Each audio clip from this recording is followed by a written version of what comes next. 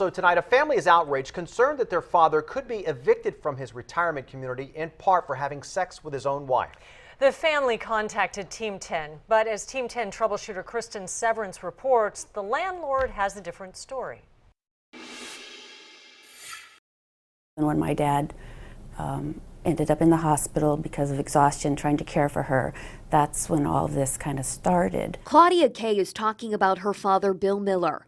He and wife Eileen loved their home in Casa de la Campanas retirement community. Oh, it's very nice.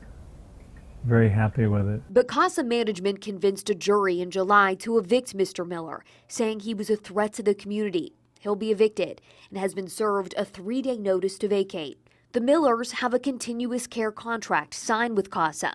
That was 10 years ago for $350,000. You don't own any property. What you own is the ability to be here and their promise to take care of you for the rest of your life. It can be canceled for good and sufficient cause. David Kay is Miller's son-in-law and one of his attorneys. They tell us the problems began when Eileen's health got worse. She was diagnosed with Alzheimer's, and it was a very difficult time for Bill to take care of her here in the unit. Eileen was moved into a closed dementia ward, a tough decision for the family, especially for Bill Miller. He and Eileen were deeply devoted to each other since their first date 63 years ago. When you met, was it? It was like Shazam. Miller would visit his wife every day in the dementia ward, where they continued to be intimate. When staff members at Casa found the couple having sex, Adult Protective Services was notified. Casa was alleging sexual abuse. He can no longer see her alone, and they have to have supervised visits. Their doctors, a psychiatrist and neurologist, protested. Both doctors said the couple should be allowed to have private times together, and to not allow it would be inhumane.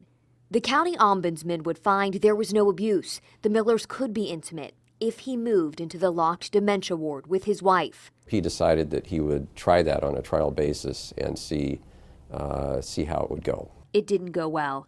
Kay said Miller's behavior underwent a radical change. Just things that were really out of character for him. Casa claimed Miller threatened a staff member, attempted to escape, kissed a sleeping roommate, and more, then moved to evict him. There was some bizarre behavior which was not reported to us or anyone or the doctors. Claudia Kay went online and found her father's Parkinson's medication combined with a high-stress situation could lead to bizarre behavior.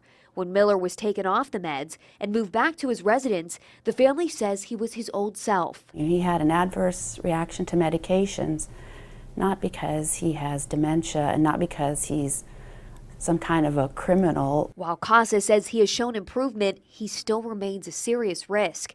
They have a staff member by his side whenever he leaves the residence. Now, as for Casa, they declined our interview request. Their attorney told Team 10 that Miller already lost a jury trial, and his clients have proven that Bill Miller remains a danger to other residents and a danger to himself.